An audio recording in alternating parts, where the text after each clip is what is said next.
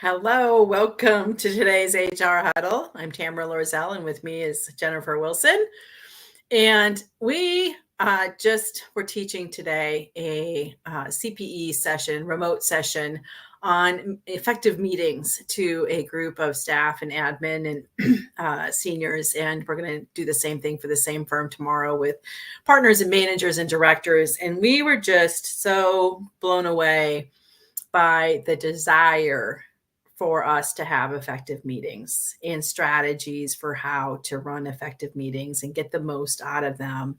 That we thought we should come and talk to HR professionals about your meetings. You're running a lot of them in the firm, lots of different kinds of meetings. So how can we maybe get centered on some of these strategies for really effective meetings? And then you could look and say, how could you bring some of these ideas out to firm meetings, department meetings, just other kinds of things that maybe you're not directly running, but could influence or could teach others or talk to the leadership team, people that are running meetings. So we're in meetings all day long. And we know that's how we spend a bulk of our time. And it could be in person. It could be completely remote like this is. It could also be hybrid, some combination. I've got some in person in an office, some in a conference room, some remote. And, we're like, our calendars are full. How do we make them as effective as possible? And so we thought we would start and maybe set up, how do we frame meetings? And Jen, maybe you want to talk about some of the setup there. We could start there. Well, and I'm with you, Tamara, about setup. And I'm going to just say one of the, for meetings, I feel so sorry for meetings, the word meetings, because it gets a bad rap. It's maligned. That poor meetings. It's maligned because people are like, it's a bad word. But I've got another meeting, and people are negative about meetings. And so, like getting in touch with that and really getting people to share with us, like what's wrong with them, and what do you think needs to improve? For sure, like the number one theme that comes across anytime we teach or talk about meetings is like, why am I here in the meeting? Like, what are we doing? And so we would call that your meeting objective or mission or purpose, the purpose of the meeting.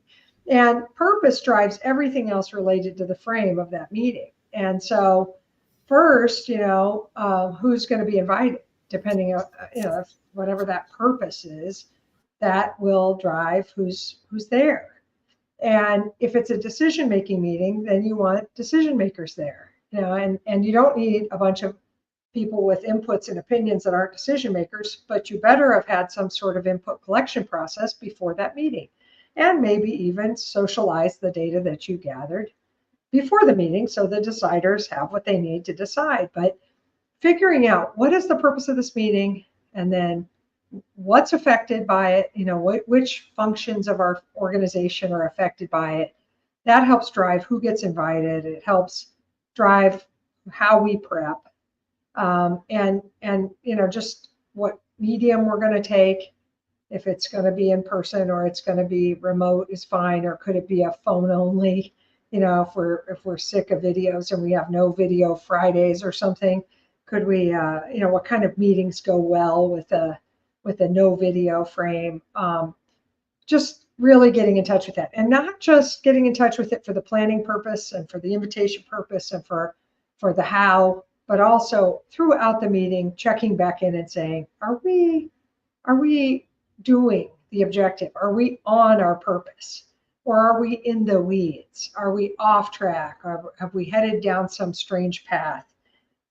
And one of the things that we hear from young people a lot is, they think, is this meeting pertinent to me? Why am I here? And then they think, like, if this is the purpose of the meeting, then why are we over there doing that? And they feel like we don't run a very tight ship in the meeting. They'd like us to start on time, end on time, and stay on purpose. And one of the things we always say to all people about meetings inside your organization is everybody should be empowered to input to the agenda potentially, and everybody should be empowered to call like timeout. I just wanted to check and see if we're on the agenda of this meeting or on the purpose of it, or is this off track and should we park it for a future meeting? Are we in the weeds? And that everybody should be empowered to stop and ask that. And if people felt like they were empowered, they'll probably ask it more, because that is the number one rap. Negative feedback on meetings is purpose is unclear. We're wandering all over the place. And I wonder, why am I here? and that would not be an effective meeting. But so maybe you want to talk a little bit more about frame, Tamera, but then also maybe the whole idea of inclusive facilitation. Yeah, I think, the other thing about the purpose is that you were pointing to, it drives the agenda. And it drives, what's in scope and what's out of scope. It drives how long we might need. Like if we're going to be doing some brainstorming, might want some extra time or decision making. If it's more progress and updates, then it might not be as long or frequency inside of it. But it helps, drive what our agenda topics are and where they fit. And then to your point, does it go into a parking lot? Is it something we can cover later? And you said, can we get input then on the agenda from other people? We should. And that's one of the inclusivity ideas is, here is what my proposal is that we cover for this purpose. What else would you add or, prioritize? That's another thing we want to do is prioritize the agenda, get the most important stuff done. And then kind of if time, so getting input on that is an inclusive way to, figure that out. But also rotating the person that owns the meeting, perhaps, or creating the agenda, owning or rotating who owns facilitating the meeting. So we would want to assign a facilitator. We'd want to assign a recap writer. And we listen and participate differently in our meetings when we have those roles. It's a really great exercise, by the way, to, look and say, how are we structuring our meetings and are we being productive in identifying decisions that we've made? Because a recap writer is going to go, hey, wait a minute, did we make a decision here? What decision do we make before we go on? Who's taken that action? I've got a great recap writer. She's our scribe for our vestry meeting at church, and she is so good about that. She's sitting over there asking these clarifying questions like crazy. And when you have a good recap writer, but we should all build that skill. So we can rotate that role. And, that's one way to, have inclusivity. And we do want, different views, different perspectives. So as we consider who else should be invited to the meeting, sometimes we don't invite people because I think we already know their opinion, or we already know maybe who they're going to be about the topic. And we were like, we're not going to be as productive if we invite so-and-so. But I might want to have them participate because they could help us plan communications or objections we might hear. So we could think about that. So diversity and perspective, viewpoints, including, we always say, please include somebody from admin or operations in your planning meetings because they're going to have different perspectives. Please include somebody from HR when you're talking about anything related to talent. So it's those kinds of, who else should we be including outside of our norm? Now, when we say that, Jen, one of the things that comes up is we get then different characters that show up in our meetings or different roles that people play. And probably two of the common roles that we see, one is the, silent type. They have nothing to say. They don't engage. They might not even look at the screen if we're on remote. They don't add to, they don't even affirm, yes, we're on the right track, or I'm, good. They don't speak. They're mute during the entire one. And then we have the flip side of that, the overshare. And they always have something to add. I have one more thing to add. I want to provide some context with that. I want to, give an example. I want to tell you a story about it. And it's like, we've got to manage our time, around that. So I know those are two characters that we often see. Jen, you want to add a couple more? We could generate a list of possible characters, and then we could talk about how do we manage some of these characters, because you're going to listen to them and hear, yeah, Jen and Tamera, those characters show up. Now, what do I do about them? Yeah, I mean, certainly sometimes the silent type is also this other type, which is the multitasker. So I'm being quiet because I'm actually, doing an audit. or completing the review of a tax return, or writing an employee review or something in the meeting, and I'm multitasking. Or if I'm on a remote video-based meeting, I could be out in email or answering Teams chats, or who knows what. So the multitasker, yes, I saw your phone there creep up, Tamera. And for quite a moment, I thought it was just a normal multitasking. I realized that you were playing a role. So thank you for that. That's fine. But yeah, the phone, head down on the phone as opposed to in the meeting. And that poor person, I feel bad for the multitasker, because they often like come in and say something that was already said, or ask a question that we already covered, or when they finally participate, it could be kind of less impactful or meaningful. The other one, common character is the dominator. You talked about an oversharer, and that person's got a lot to say, let's say, but they aren't necessarily the same as the dominator. And the dominator's like, I'm going to make this meeting turn out the way I want it, or I'm going to get this decision to be what I think the decision should be, or I'm going to drive this to completion. I'm going to take it to the hoop, and it's my hoop, not your hoop. And so there's not this collaborative spirit. There's not, making sure everybody at the table's heard.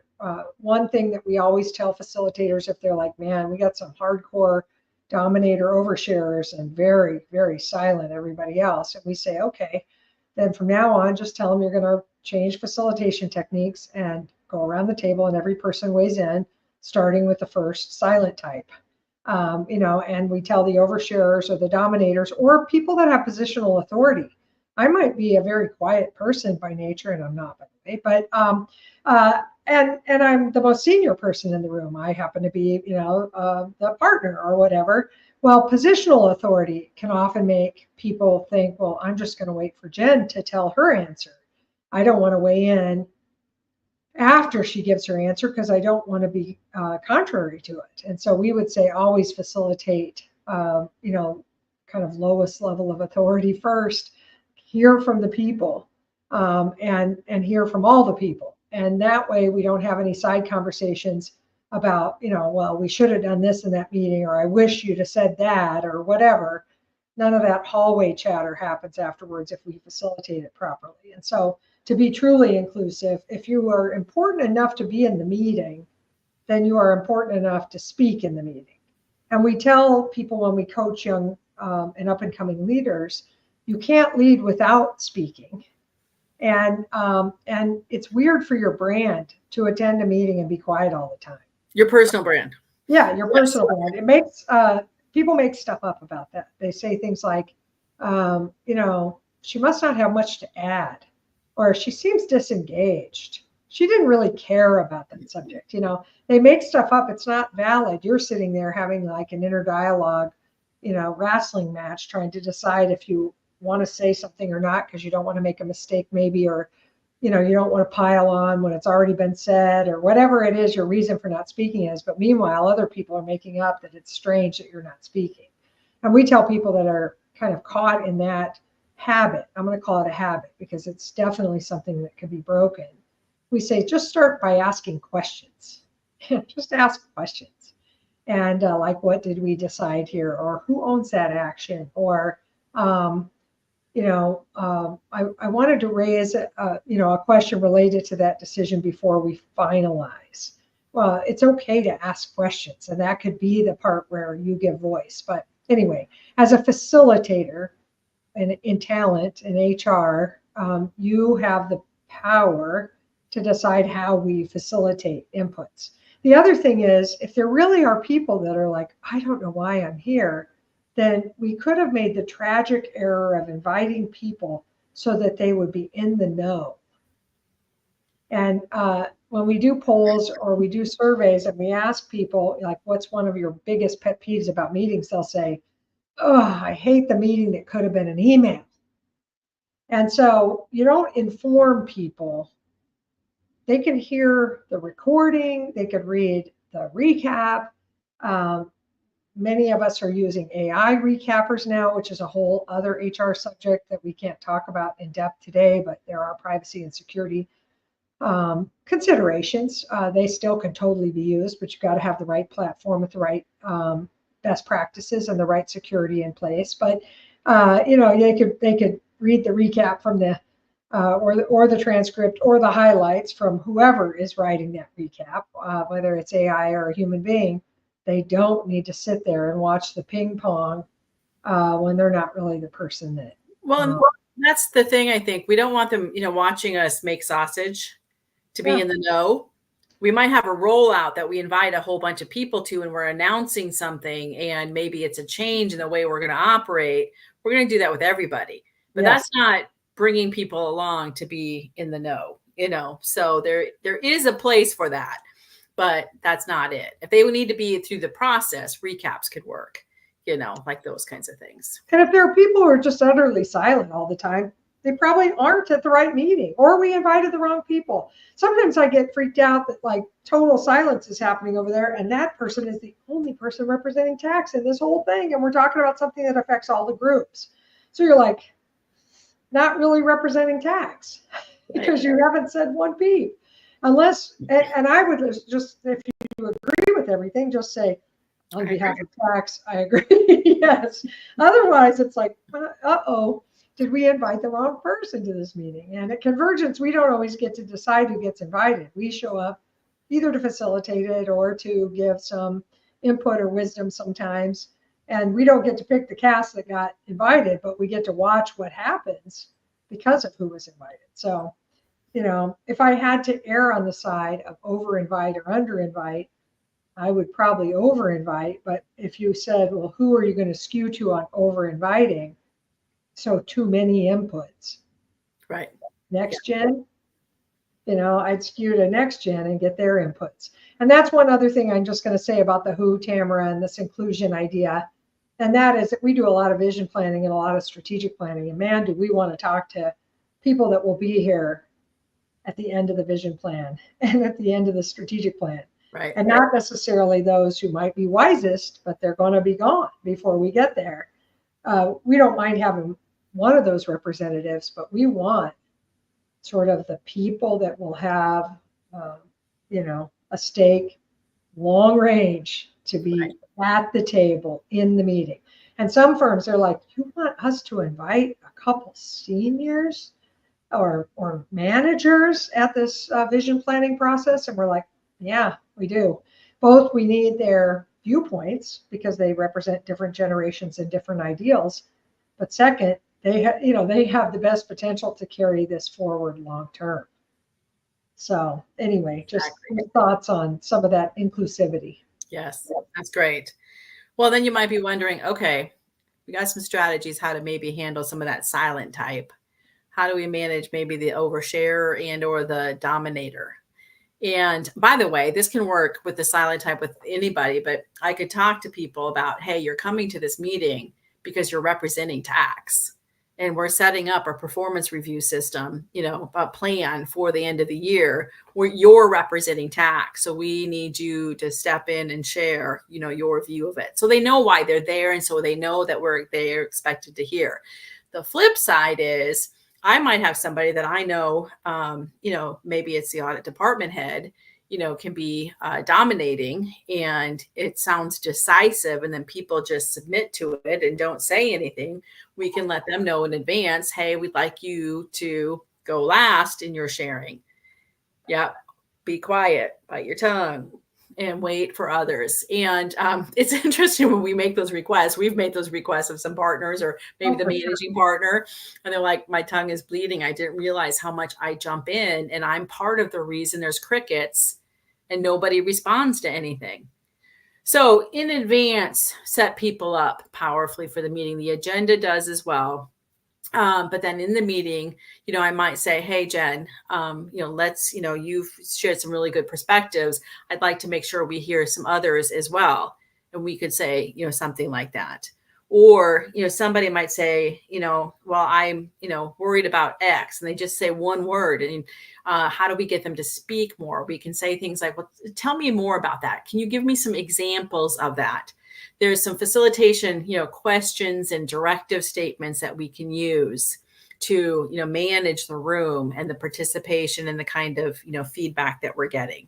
or we're in the weeds, like we're problem solving, we're like way down there troubleshooting our new HRIS system and the how-tos. And we're like, okay, time out. I think we're in the weeds here. Everybody has that permission up front. We set that up. I think we should take that offline, and who should go and talk about it. We can make an assignment right there. So it's heard, it's acknowledged, it's valued. And then we action that, and then they can report back. And we can say, you can report back in the next meeting, or you can report back via email and respond to the recap of this email. But we can have some ways, to make sure that that doesn't derail us, because that's another complaint we get about meetings, Jen, is they go over the time allotted. And we as the facilitators can help manage that. So those are some facilitation, techniques and statements that you can say to, help manage the different characters and players you have in the meeting, but also so that we stay on track. So everybody's heard, we are getting those diverse perspectives, and inputs that we need. I love that, Tamera. And if you said, okay, Jennifer, you have to go to every meeting from now on and you get to only use 2 facilitation phrases, I would choose say more about that. Mm-hmm. And the reason I would choose it is because I like it, to get somebody who doesn't want to express a lot to say more, like you said, Tamera. But I really like it when what somebody says is irritating to me or insulting, or someone else thinks you can see someone else getting mad, trigger. It's a trigger for somebody, including possibly me, where you can buy time and also stop and say, maybe I'm not understanding this. Right. Like I need some more here. I want to understand this better. And so I just love that one. And then the other one is, what now? What's next? And so that leads us to the final thing we just wanted to touch on. And I already touched on it a little bit. Tamera did too in the meeting frame, but recap writing. If you don't have a recap, the meeting didn't happen. It didn't. It's now it's a figment of everyone's imagination. It was a dream. The recap is a record, man. And it doesn't have to be a transcript. It could be just bullets on key decisions. Who's doing what, by when, and when are we meeting again? And it's an email. It's not an attachment. It gets sent to everybody that was in attendance, people that missed that normally attend. And then if we wanted, we could use a summary of it as informational for all those people we were dying to invite, but we decided to take Convergence's advice and not over invite anymore. But we could still send them the recap, and then they're informed. And so, man, you've got to write recaps out of every meeting, and not you. You're a goofball if you're writing all the recaps. It's a great learning experience. Every person should write recaps. We should rotate the heck out of it. And client meetings too. So I know HR, you may or may not be involved ever in client meetings, but making sure your people are writing those recaps will just immensely improve client follow-up on action items and the functionality of our engagements. But everything gets more functional when we write those meeting recaps. So those are just some of the big ideas on meetings that we have been generating and listening to and talking about this week so far, short week, Monday. And we just thought it was so important for all of our talent-focused people and friends to think about, how am I doing in my facilitation? Am I setting up these frames? And who else should I share this with? So we'd love it if you forward this and share it with others. Yeah, this would be a great discussion with your team. You could share it with your team leaders and the other departments, other operations teams. And we hope it transforms your meetings, has you just step back and say, how can we be more effective given the amount of time that we spend in meetings? And we'd love your thoughts and strategies as well. So if you have any, we'd love for you to connect with us and share them with us. And then we are so glad that you spent some time with us this afternoon. And we look forward to seeing you on the next HR Huddle. Thanks.